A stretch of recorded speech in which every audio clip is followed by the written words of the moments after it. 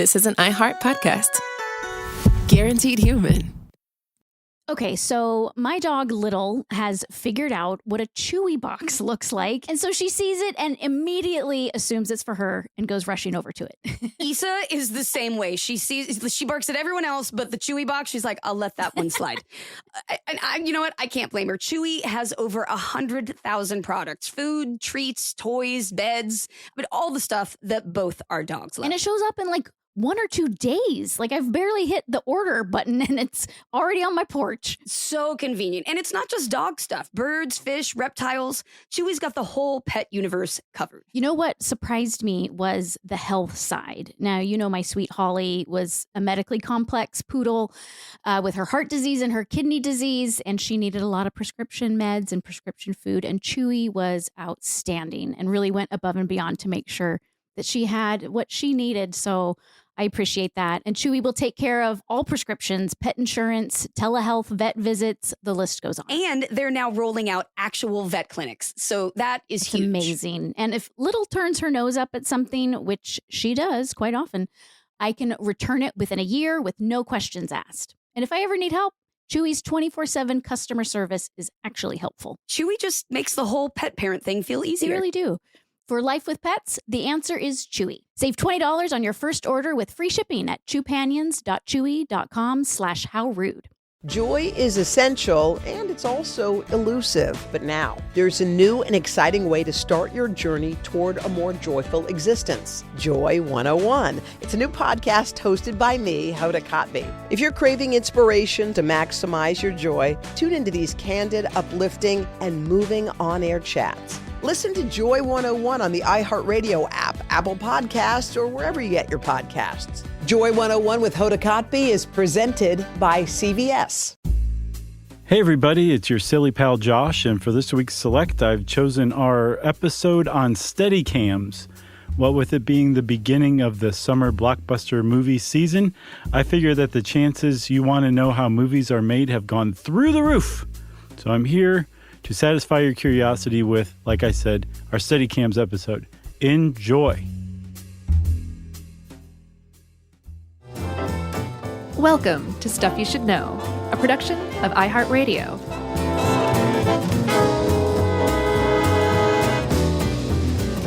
Hey, and welcome to the podcast. I'm Josh Clark. There's Charles W. Chuck Bryant. Jerry's over there. Chuck's wearing a hat. So it's Stuff You Should Know. Yeah. Still pretty sad. Yeah. Are you really? Sure. Oh, R.I.P. You know what? I'm getting the, Josh is referencing my Last Chance Garage hat that I've talked way too much about. I'm getting the patch remade as we speak. Whoa. I actually found one on eBay that had been sold like 3 months ago. I think it's all a big conspiracy. Is that right? No, not really. Okay. But I found a picture of the patch that I sent to a patch maker who can digitally reproduce this thing. Nice, man. Well, but then I got to great. find the right hat. It's coming back home. Well, that's step one. That's a big step one. Yeah, I'm getting a few patches and a few hats this time. I think that's a good idea. Yeah. You can name them 1 through 8. That's right. Let's see, Chuck. You worked in the film industry previously. Yeah, so did you technically. Yeah. You did more than I did by far. You worked in front of and behind the camera. That's right. Did you ever work with a Steadicam at all? Yeah. So, you've seen these things up close. Yep. I don't recall Scott or anybody using one. We did not have one on our show. Okay. They're expensive. Okay. But, I mean, there was some pretty good equipment on set, it seemed like to Sure. me. But there was no Steadicam, right? Nope. Because I was trying to recall, and I could not for the life of me remember a moment when there was a awesome, extendo arm camera with all of the components exploded out into different parts of a pole. That didn't happen because he would have walked in and said, "What's that?" Right. And everyone would have laughed, and you would have been like, "Why does everyone make fun of me just I would have because been I like, don't know all this stuff?" I'll be in my dressing room. No, we never used one on our TV show for Science Channel because, like I said, it's pricey to rent. And this is a bit of a giveaway, but a person, Steadicam operator, comes with the package. Right. With all the equipment. It's a lot of times their own. And it's pricey. Yeah. To pay for that lady or that dude. Right. But the reason it is pricey is because it has a really good effect. Yeah. and the person who's doing it really knows what they're doing. Yeah. I don't know, but just from researching this, it seemed like they were probably the most skilled tradesperson on the set at any given time when they were on the set. Is that right? Well, I think it's just a matter of what skill. It's just a different skill. Are they like the highest echelon of camera operators? No, it's just different. Okay. Like a top-notch. They're niche. Yeah. Okay, I got it then. But you don't just wade into Steadicam Right. and start getting work the next day. It does take a lot of work to master. But like a good dolly grip is just as skilled Right. at just pushing that thing around. But that takes a very Non-herky-jerky. well, it's not gonna be herky jerky anyway. But just to hit the marks right and Oh, I see. yeah, I mean all that stuff takes a great amount of skill. Well, let's talk about this because Steadicam, when I came of age, was already invented. It was basically became commercially available the year I was born. So I don't really know a world prior to Steadicam. I've never seen a movie that came out before 1976, Funny. and I'm just used to it, right? Yeah. But it's interesting to look back and see that there actually is a point in time where this one dude who was actually kind of an outsider of the movie business basically changed it permanently forever. For sure. Yeah. His name was Garrett Brown. Is Garrett Brown? Yeah, he's still around, right? Yeah, and he was working he was working in TV commercials and on Sesame Street in Philadelphia. Yeah. And he got a little frustrated, as camera people do, pre-Steadicam, with not being able to accomplish certain shots. Yeah, there were 30 impossible shots that just based on the equipment of the day, you just couldn't do, right? Yeah. Well, and a lot of it had to do with like rough terrain. Sure. Staircases were a big one. Yeah. And the reason these shots were impossible, it's not like you couldn't lug a camera around up and down the stairs, but the movement that the camera recorded would be so jarring that it would render the film like that it would be unusable. Yeah, and this was in a day before. I mean, there were shaky cam shots, and like Cassavetes and all these early indie filmmakers did a lot of like avant-garde handheld stuff, but it was known as avant-garde, Right. Because it looked different, and Yeah. people were used to kind of smoother looking things in mainstream movies at the time. Yeah, it had like a real frenetic energy to it. Yeah, which you see all the time now. It's Right. like a bona fide thing. But and it wasn't just like picking up the movements of the camera. It was like telegraphing them as far as the human brain's concerned. Because we take it for granted, but we have in our own brains a pretty complex system Yeah. that involves the inner ear coordinating with the movement of the retina so that it offsets the movement and the motion and the jarring impact of like just walking. Yeah. Like if we didn't have that, we wouldn't be able to focus on anything while we were moving around. Yeah, people wouldn't jog. They would get sick and vomit every time they jogged. Exactly right. And you certainly wouldn't be able to like read Us Magazine while you were jogging or something like that. No. The fact that you can, Yeah. it really is it really shows how incredibly complex and well developed this system is, right? Yes. That's what the Steadicam that Garrett Brown created sought to recreate, and he did it. He nailed it like on the first time out, basically. Yeah, because we mentioned a dolly. That is, people that know film know this stuff is like pretty rudimentary information, but a lot of people don't know what a dolly is, and they see the word dolly grip in a movie. They just think it sounds funny. But the dolly is how you typically would get a smooth shot. It's just a big, super, super heavy sled with wheels. Right. That the camera sits on and the camera operator sits on, and it's either on a very smooth floor or it's on a piece of track like a little railroad car, and it pushes along, and that's how you get those nice smooth shots. Right. So that's a dolly. The problem with the dolly is you can't really lay that track over a rocky terrain if you're filming on Mars or something like that. No, and like you said, you can't push it up and down stairs. It just had its limitations. Right, it did. So Garrett Brown said, I'm sick of these limitations. I'm so tired of being limited by dollies, stupid dollies. I'm going to invent something better. And so he tinkered around with what was called the Brown stabilizer at first. Yeah. Which he later renamed to the Steadicam. Yeah.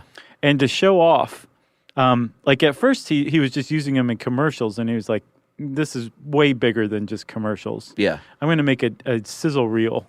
And he made a sizzle reel of the 30 impossible shots that you just couldn't do before, and he did it with the Steadicam, but he didn't show how it was done. Yeah, and you can. He was able to save 10 of those shots and digitize them. And a couple of years ago, he finally released online 10 of those, so you can actually go see this original reel. Yeah, it's pretty cool. See his wife and his best friend just doing stuff while he's doing stuff. One of them was swimming. You can't run alongside somebody swimming. Apparently, was an impossible shot. I'm not quite sure why. Well, you just couldn't run alongside someone doing anything.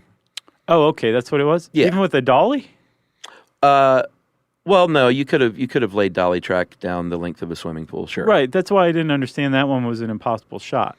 But to show off, he goes around a slide just to kind of show. Maybe that was home. The impossibility of it. But then his buddy gets out of the pool and he pivots around him, and I'm sure when he put this reel together and he sent it out, the directors are like, "This is magic sorcery."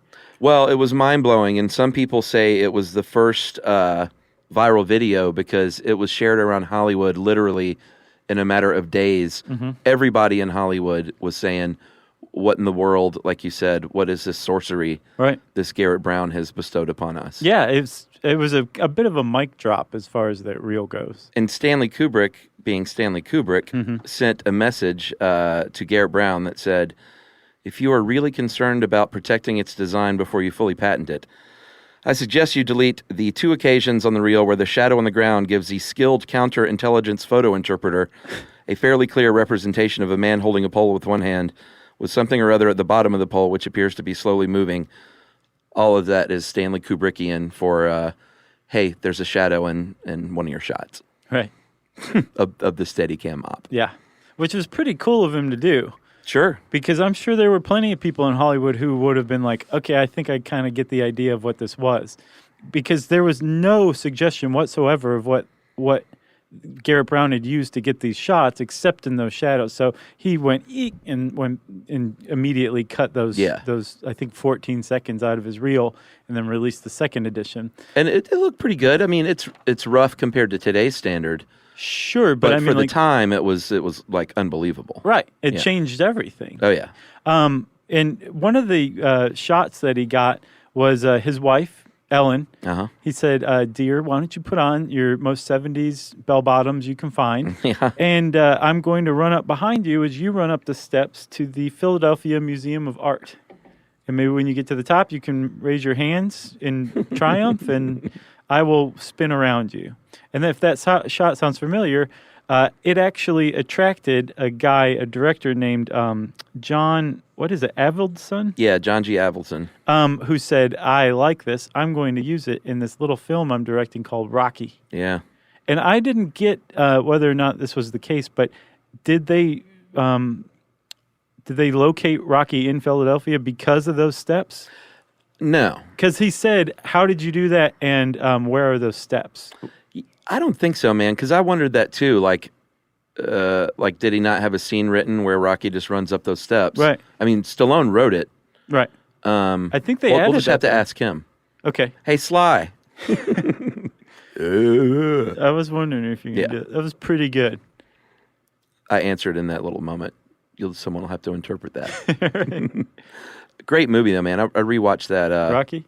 Yeah, like this year. Yeah. From beginning to end. Just phenomenal movie. Yeah. I'm trying to get Emily to watch it. Has she never seen the original? No. And it's its own thing for sure. Like it's not a like boxing the movie. No. Really. It's a love story for the most part. It's a love story and like the triumph of the little guy. Yeah. Story for sure. Yeah. Featuring boxing. Right.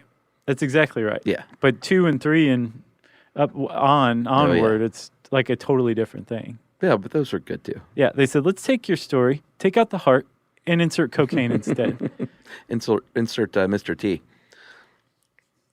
I don't get the cocaine reference. Well, it's just the 80s and Hollywood got their hands on it. Sure. You know what I mean? I gotcha. Yeah, that's a good question, though. I wonder about that. Surely they didn't remake it for Philadelphia just for that. Well, but the point is Garrett Brown created on this sizzle reel one of the most iconic shots in filmmaking history. For sure. And he sent that reel out, and within that year, I believe, 1976, 3 major motion pictures hired him to operate his Steadicam for it. There was Rocky. Yep. There was, what was the one about Woody Guthrie? Bound for Glory. Yeah. I think that one came out first. So that was the first actual, Right. And that one, the Steadicam op was Garrett Brown, I think, for all these, because he was the only guy that knew how he got a lot of work early on. Yeah, and I think the operator. I think the patent was still pending until 1977, so I'm sure like, he "Don't didn't let touch that this." thing out of his sight. Everybody, close your eyes while I shoot this. But on Bound for Glory, he was on a crane even that lowered down, stepped off the crane. So people had seen crane shots, but then for the crane to go down, down, down, and then all of a sudden start following this guy, everyone was like, what in the world? Right, there would have been a cut. Yeah. After the crane stopped, and then before, they would have cut, and he would have gotten in position and then started up again. This is one smooth shot. One smooth shot. Yeah, and then the other one was Marathon Man. Yeah, so another just great movie. right out of the blue, this guy who is a commercial director and made short films for Sesame Street changed filmmaking like single-handedly. Yeah, and won an Academy Award in 1978 for technical achievement. Got that patent in 77. And, well, that's it. That's the history of the Steadicam. That's it, everybody. Good night. But should we take a break and tell everyone how this thing works? Let's do it, man.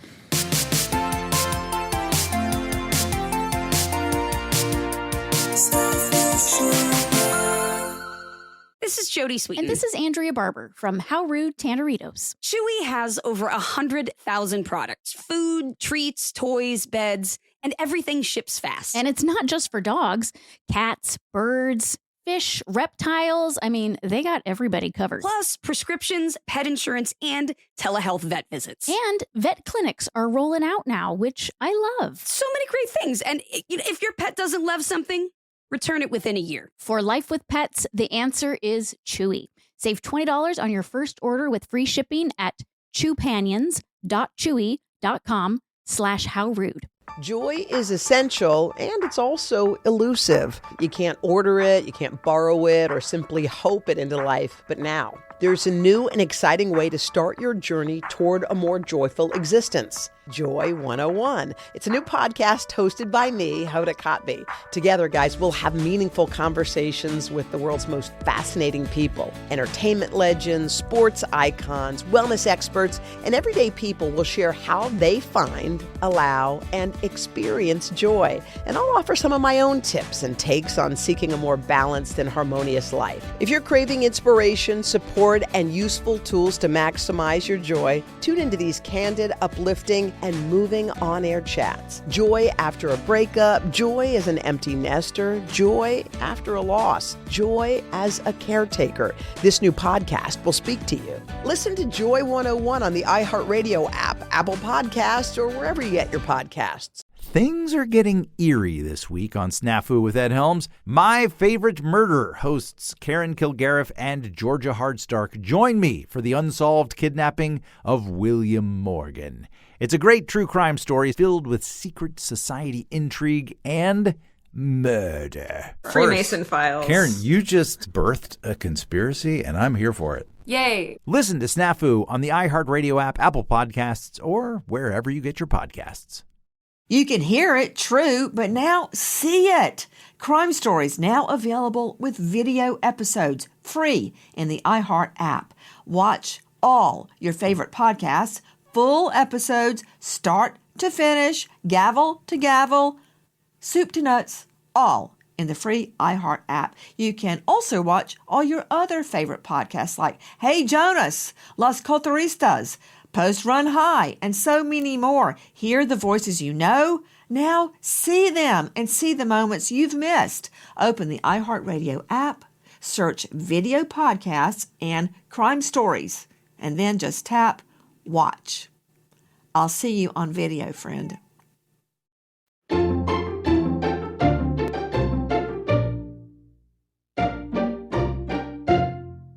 All right, Chuck. So the Steadicam, do you remember when we did our episode on breathalyzers? Oh, boy, that was a long time ago. And we found out that the breathalyzer is one of the most complicated machines Yeah. on the planet. I kind of hated that one. Like there were crystals involved somehow. Mm-hmm. I hated that one too. Dark crystals. There were. This is a bit like that. Like if you really dive into Steadicams, like this article on How Stuff Works does, it's labyrinthine. Talk about the dark crystal. Yeah, we're talking labyrinth instead. Yeah, but we're gonna simplify it because you don't need to break this thing apart and look at every component like this article does. I mean, it really gets involved. What you should do is look at a picture of someone operating one. Yeah. And just because when you look at it, you go, it all makes a lot more sense. Right. And there's really just three main parts to the whole thing. There's a vest, there's an arm that's attached to the vest, and then the other end of the arm is attached to what's called the sled. Yeah. Which is what the camera and its components are mounted on, right? Yeah, and that arm, I mean, just picture yourself wearing like a baby Bjorn baby carrier, except for instead of the baby at your sternum, there's a mechanical arm coming out. Like a spring arm lamp. Yeah, like a accordion arm or a spring arm lamp. Right, and it's virtually the same thing. Well, yeah, and guess who made one of these? Who? By himself before they started making them for at-home people. Who? Casey? No.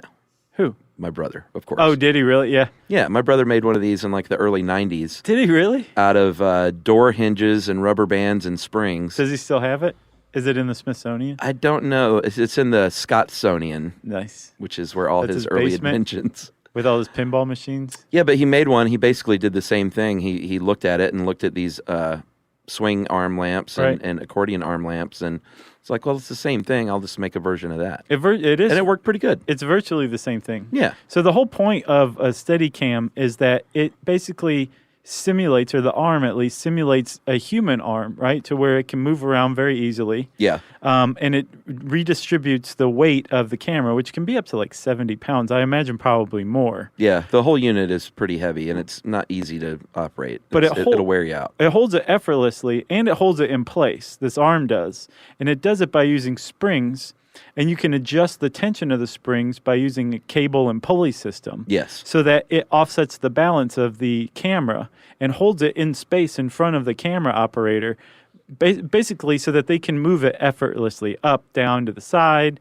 You can put the camera on top of the sled so that you get high shots. You can switch it so it goes on the bottom so you can get low angle shots. Yeah, the traditional, it's called high mode and low mode, and high mode is, it doesn't mean it's high, it just means it's on the top of the unit. Mm-hmm. And then low mode is when it's on the bottom, so if you wanted to film a mouse running across the floor, you would put it in low mode. Right. If you want to film a human, you'd put it in high mode. Yeah. And the camera itself is broken out into pieces, which is kind of an ingenious trick that I guess Garrett Brown came up with himself. I think he did. And this is the third part, the camera sled, right? Yes. The sled is what holds all the equipment. Right. And it's basically a pole with a little bit at the top called the stage. Yeah. And that's where the camera goes, or it could be at the bottom, wherever the camera is. Sure. The camera is mounted to the stage. Yes. Then you get the pole itself, and then I guess the arm is connected to the pole by a gimbal. A gimbal. A gimbal, that's right. And that's like an old technology. It's basically something that uses basically a gyroscopic action to take the movement of whatever is seeking to move whatever you want to hold still and getting rid of it. Yeah. Like everything around it moves except for the thing that you want to hold still. Yeah, it's pretty neat. It's super neat. And that's just the one arm that's connected to the pole. Yes. So you can see how complicated this thing is. That this guy sat back and I think in a hotel room somewhere he put it together. Garrett Brown, the first one. There's just the ingenuity it took to put this together. It's pretty in depth as far as inventions go. Yeah, and there's a little science to it. There's something called moment of inertia. It's basically how much that camera is resistant to rotation. Mm-hmm. So if you want the camera to be still, you want to increase that resistance to the rotation. And this is determined by a couple of different things: how much mass there is to the object, and how far that mass is from from its own axis of rotation. So by spreading the camera out, he basically took the little. Cameras come with a monitor now, so you can see what's going on. Right. And a big heavy battery. Yeah. He took the monitor off of the camera. He took the battery off of the camera and redistributed that up and down the pole. Uh-huh. So what he ended up doing was spreading out that mass which takes away the center of gravity from the camera itself. Yeah, because like with a regular camera where all the components are in one single unit, that center of gravity is inside the camera. Yeah. So it's easy to rotate. But since he exploded it out into its various components, he made that center of gravity land somewhere on the pole. Right. And the gimbal attaches to the pole just above the center of gravity so that the camera operator holds the pole and manipulates the camera at the center of gravity, which makes it very easy to balance, keep balance. Yeah, and they do a good job in this article. If you like just take a broomstick and you find that center of gravity with your finger, you can hold it with your finger and lift it up and down. Right, and it's balanced on your finger because you're hitting that center of balance. That's right. It's the same principle. Yeah. And in fact, if you took that same broomstick and cut it off, and you just had 3 feet of broomstick, and just took your SLR camera and screwed that broomstick into the bottom of your camera instead of a tripod, right, that would function. You could walk around with that, and it would be steadier than if you just had it in your hand. Oh, I could see that because of the change of the center of gravity. Change of the center of gravity, and if you put a little counterweight at the bottom, it would make it even more steady. Yeah. And that's the whole concept of the Steadicam sled. Yeah. Then attach that to an arm, that accordion arm, right, and you're cooking with gas. Yeah, because you were saying like if you walk around with just the pole holding, or the broomstick, cut off broomstick, and you're holding it just with your hand, yeah, it's steady. The point of the arm is it's taking your hand out of the equation and replacing it with something that can isolate movement even more. Yeah. So that your movement of you walking just gets lost within the arm before it ever gets to the camera and could shake it. Yeah, like if you did it with a broomstick, your arm is the same thing as a Steadicam arm. Right. Except it's better. The Steadicam arm is better than your human arm. Right. Yes. Exactly. Pretty neat stuff. It is neat stuff. And I think that's it for the science, man. We made it through it. Yeah, I mean, it's all got to be very precisely balanced. You don't just throw the stuff on the pole willy-nilly. No, and they point out that the balance of the camera can actually change during filming. Yeah. Just from the film moving from one end of the camera to the other as it records, right? Well, yeah, in the old days when they used film, for right, sure. Nowadays, it's just that digital card. Yeah, I'm well, sure not always. Quentin Tarantino's camera operators have to deal with this. Yeah, and if you've ever been on a job with a Steadicam, there's a lot of breaks where, I mean, you can adjust them on the fly more now, but I remember there just being a lot of breaks where the Steadicam op would say, hold on, I need 5 minutes, and they go over and they have a little stand that they put it on to take, because, it takes the weight off to a certain degree, but it's still a lot of weight to be carrying on a vest on your chest. Yeah. And running and moving and doing all sorts of stuff. Yeah, it's a tough gig. Like, there's a pretty amazing video. Did you watch it of that Eurovision shot? No. There's a guy from, I think, Belarus singing, and they showed they showed him, like, I did see that. He's like, they showed the shot, and then they showed what somebody filming the shot being done, and the guy with the Steadicam wearing the vest rides down the aisle on a Segway. Is that what he's on? Yeah, hops off, runs up this ramp, and then starts circling around the guy who's singing. And it's a pretty amazing thing. It's a great shot, but then when you see how it's done, you're like, wow, that guy deserved a standing ovation. It would have been more impressive had it not, like, the subject matter had been more interesting and the video quality been better. It's pretty bad. Like, if it was a Scorsese movie, you would be like, wow. Sure. But it was this, kind of corny, it looked like a American Idol or something. It was, but it was American Idol. If you took American Idol at its peak and then spread it out over Eurasia, and like it was popular over that large of a population, that's what Eurovision is. That's right. So you want to talk about some of the shots when we come back after a break? Please. Okay.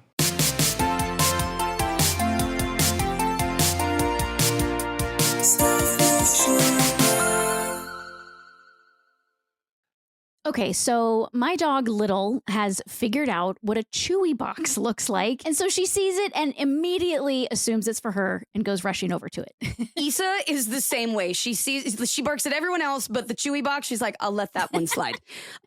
And you know what? I can't blame her. Chewy has over 100,000 products: food, treats, toys, beds, but all the stuff that both our dogs love. And it shows up in like 1 or 2 days. Like I've barely hit the order button and it's already on my porch. So convenient. And it's not just dog stuff. Birds, fish, reptiles. Chewy's got the whole pet universe covered. You know what surprised me was the health side. Now, you know, my sweet Holly was a medically complex poodle with her heart disease and her kidney disease, and she needed a lot of prescription meds and prescription food. And Chewy was outstanding and really went above and beyond to make sure that she had what she needed. So I appreciate that. And Chewy will take care of all prescriptions, pet insurance, telehealth, vet visits. The list goes on. And they're now rolling out actual vet clinics. So that is huge. Amazing. And if Little turns her nose up at something, which she does quite often, I can return it within a year with no questions asked. And if I ever need help, Chewy's 24/7 customer service is actually helpful. Chewy just makes the whole pet parent thing feel easier. They really do. For life with pets, the answer is Chewy. Save $20 on your first order with free shipping at chewpanions.chewy.com/howrude. Joy is essential, and it's also elusive. You can't order it, you can't borrow it, or simply hope it into life. But now, there's a new and exciting way to start your journey toward a more joyful existence. Joy 101. It's a new podcast hosted by me, Hoda Kotb. Together, guys, we'll have meaningful conversations with the world's most fascinating people. Entertainment legends, sports icons, wellness experts, and everyday people will share how they find, allow, and experience joy. And I'll offer some of my own tips and takes on seeking a more balanced and harmonious life. If you're craving inspiration, support, and useful tools to maximize your joy, tune into these candid, uplifting, and moving on-air chats. Joy after a breakup, joy as an empty nester, joy after a loss, joy as a caretaker. This new podcast will speak to you. Listen to Joy 101 on the iHeartRadio app, Apple Podcasts, or wherever you get your podcasts. You can hear it, true, but now see it. Crime Stories now available with video episodes, free in the iHeart app. Watch all your favorite podcasts, full episodes, start to finish, gavel to gavel, soup to nuts, all in the free iHeart app. You can also watch all your other favorite podcasts like Hey Jonas, Las Cotaristas, Post Run High, and so many more. Hear the voices you know. Now see them and see the moments you've missed. Open the iHeartRadio app, search video podcasts and crime stories, and then just tap watch. I'll see you on video, friend. Things are getting eerie this week on Snafu with Ed Helms. My Favorite Murder hosts Karen Kilgariff and Georgia Hardstark join me for the unsolved kidnapping of William Morgan. It's a great true crime story filled with secret society intrigue and murder. Freemason files. Karen, you just birthed a conspiracy, and I'm here for it. Yay. Listen to Snafu on the iHeartRadio app, Apple Podcasts, or wherever you get your podcasts.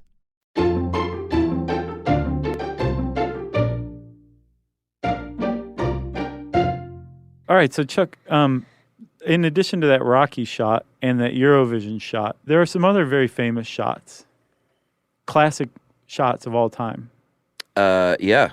That had to do with Steadicam. They couldn't have been done without Steadicam. Well, The Shining is the first one that pops into most people's minds because, like we said, Kubrick was a big fan of this invention and immediately started talks with Garrett Brown on how to help him out with this movie, The Shining, that he was making. Right.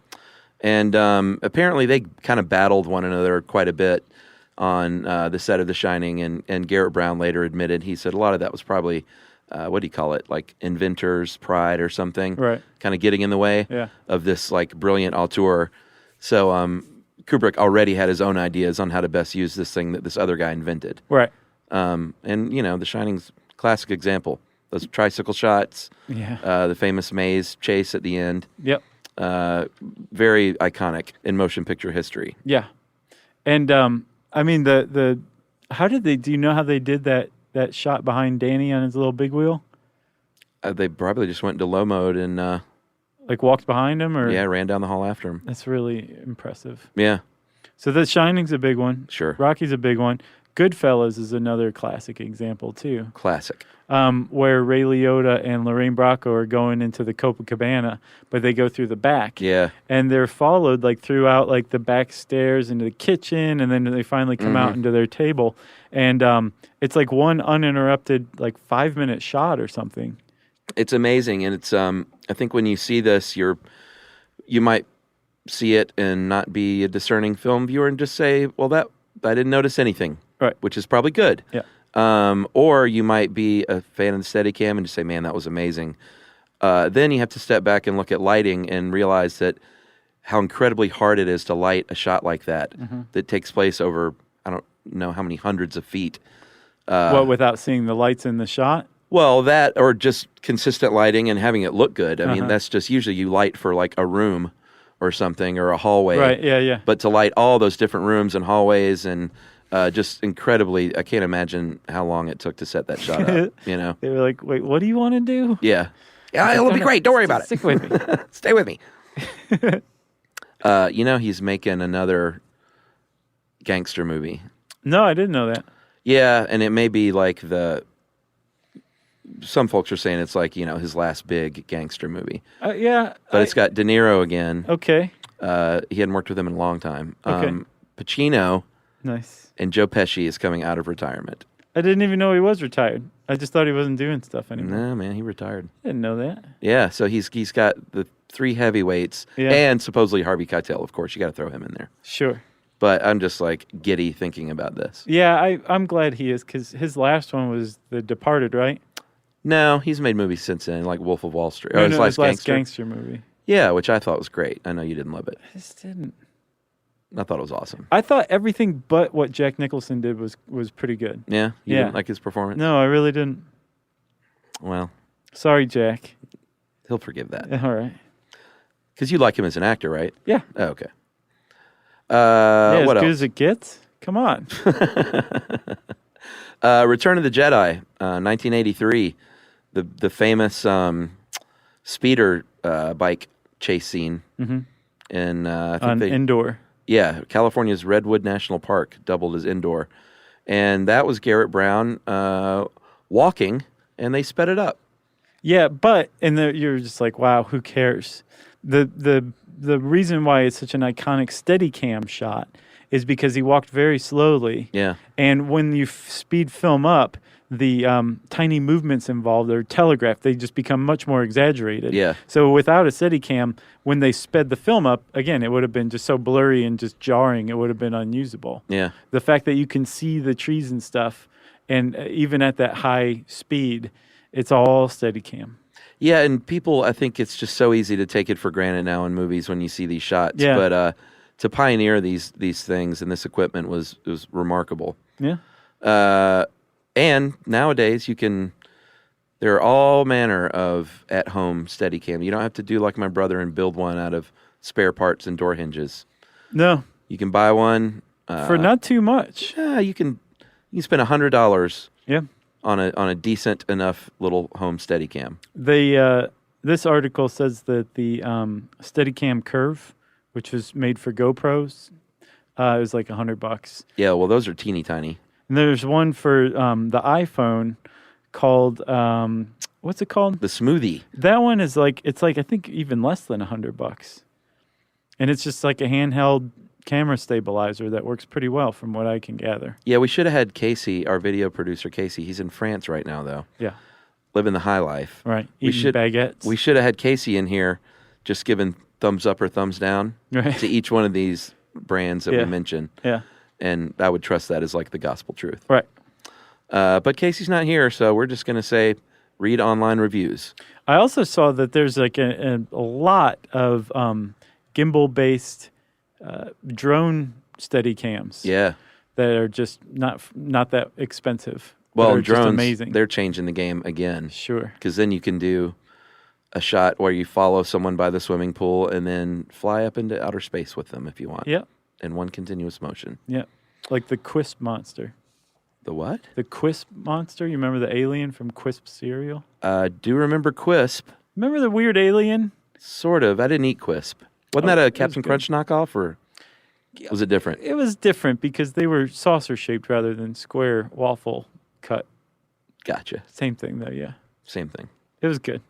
It didn't cut the tongue like Captain Crunch did. Oh, yeah, the roof of the mouth. Mm-hmm. I'll suffer through that still. And then, of course, Steadicam is a name brand. Right, We like should mention. Seeing Eye Dog. Yeah, it's made. Who makes it? Tiffin? Tiffin now. That's makes what. it? Yeah, I think Tiffin does. They have a pretty good site. Like if you are at all interested in this, like they've got a great site and they have all of their Steadicam models with a real like in-depth overview of them and Yeah. pretty. I think it's got all their manuals and everything just right there for you to read. Yeah, there's other companies making them. There's one called GlideCam. Inverazoom. Yeah, but, Steadicam's still probably the giant. It's like dollies. There's only 2 dolly makers. Well, Or there may be more now, but it's like Chapman and Fisher. And each, every dolly grip has those their are preference. the dolly makers. Yeah, Chapman dollies or Fisher dollies. It's kind of like They're kind of holding it Jameson down. or Bushmills. Yeah. I say both. Budweiser or Coors. Neither.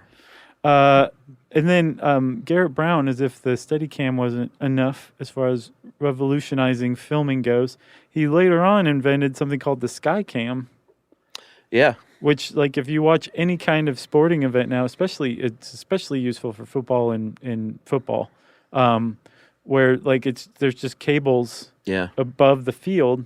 And there's cameras hanging down that are just like doing overhead shots following the action like Yeah. it's nothing. It's pretty neat. Garrett Brown invented that too. I got one more little thing for you.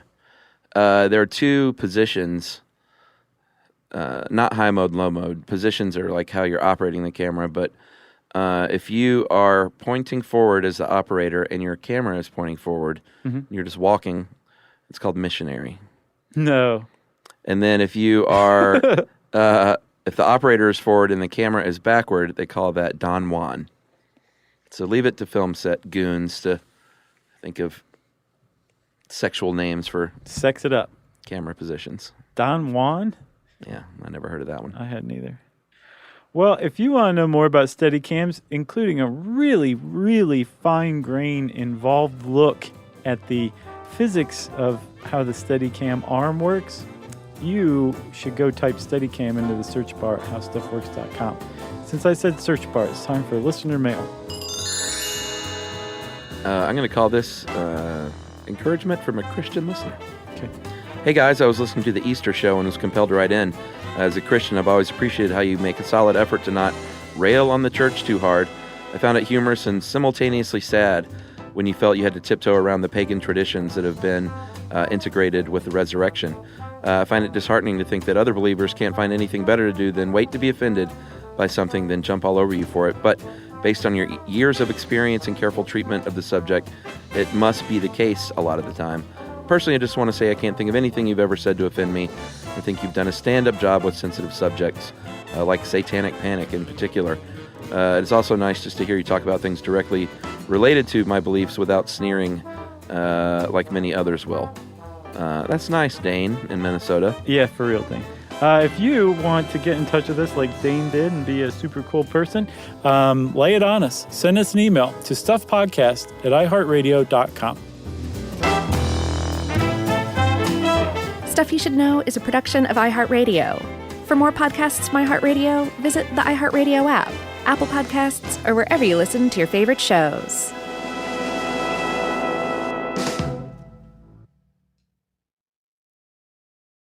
Okay, so my dog Little has figured out what a Chewy box looks like. And so she sees it and immediately assumes it's for her and goes rushing over to it. Issa is the same way. She barks at everyone else, but the Chewy box, she's like, I'll let that one slide.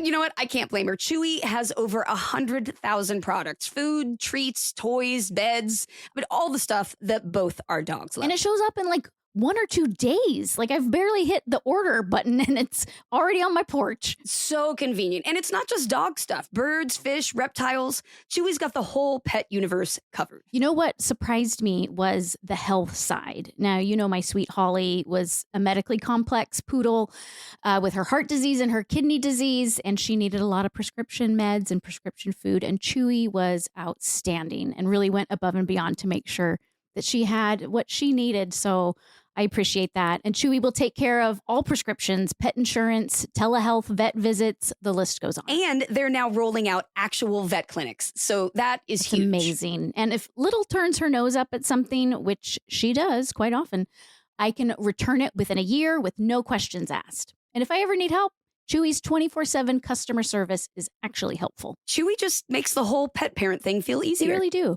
For life with pets, the answer is Chewy. Save $20 on your first order with free shipping at chewpanions.chewy.com/howrude. Joy is essential and it's also elusive. But now there's a new and exciting way to start your journey toward a more joyful existence. Joy 101. It's a new podcast hosted by me, Hoda Kotb. If you're craving inspiration to maximize your joy, tune into these candid, uplifting, and moving on-air chats. Listen to Joy 101 on the iHeartRadio app, Apple Podcasts, or wherever you get your podcasts. Joy 101 with Hoda Kotb is presented by CVS. This is an iHeart podcast. Guaranteed human.